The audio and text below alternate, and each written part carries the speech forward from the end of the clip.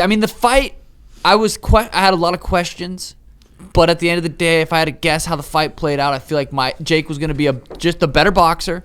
He was going to be he was going to be bigger, and he was going to be more powerful. And the fight kind of happened but the thing is, you just don't know, especially with a guy like Mike Perry who can eat so many shots. He was going to test his cardio, Jake's cardio, and the fight kind of played out how I thought it might, but it was still a very interesting, entertaining fight. What were your thoughts on it?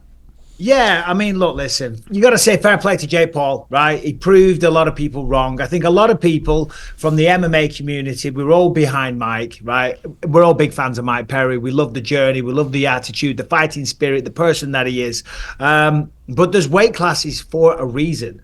And it was only until I saw them in the ring together in just a pair of shorts and gloves that you realized just how much bigger he was. He was by far the bigger guy. He bullied him around the ring. Mike Perry, I love Mike, so I don't want to talk shit, but it wasn't the best performance. And when he watches that back, I think he'll agree. He was throwing singular shots. He never really got going. He did show some flashes there. He showed a bit of heart, some grit, a couple of times where I thought he was done. Then he kind of came back into it. But Jake Paul bullied him around the ring with his sheer size and aggression. Just the aggressiveness, to be honest, because as I said, there's weight classes for a reason. And once Mike Perry felt the power, I don't want to use the word intimidated, but he realized the consequences of eating those shots. So it made the output it diminished it from the side of Mike Perry. Jake did what he had to do, right? He knocked him down multiple times and got a great finish. From that regard, job well done.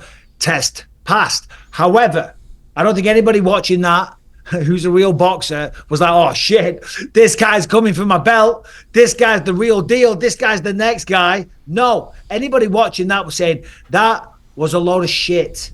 It was awful. Sean, your boxing is beautiful. It's impeccable. It's very, very technical. You're not. I'm in my underpants. Otherwise, I'd stand up.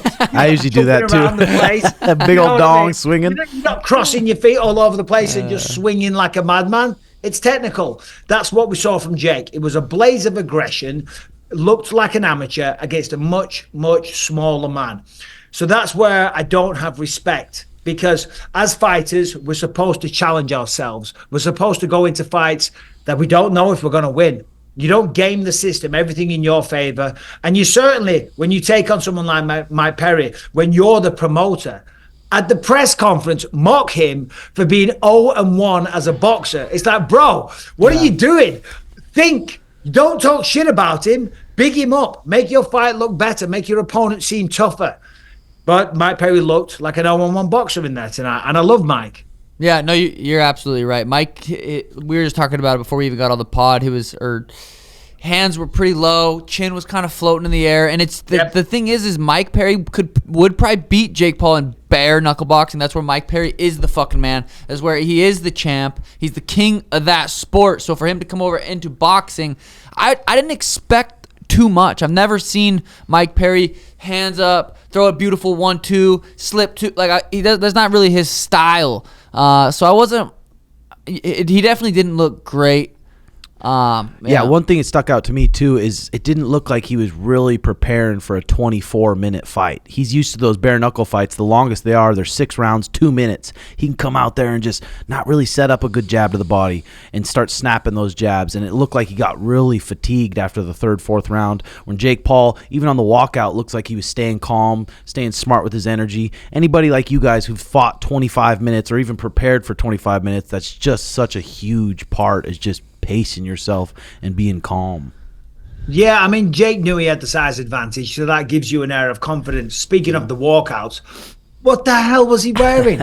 Dressed as a gladiator, and it looked like the worst costume, like $2.99 throwaway at Halloween, one of those little shitty stores. Do you know what I mean? If you're going to do that, he's got the money, he's got the resources, get some good shit. My God, he looked like an absolute fool. Listen, he got the job done, and he had some dangerous power.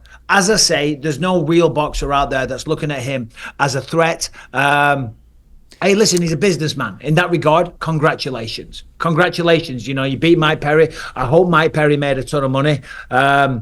And that's about it, really.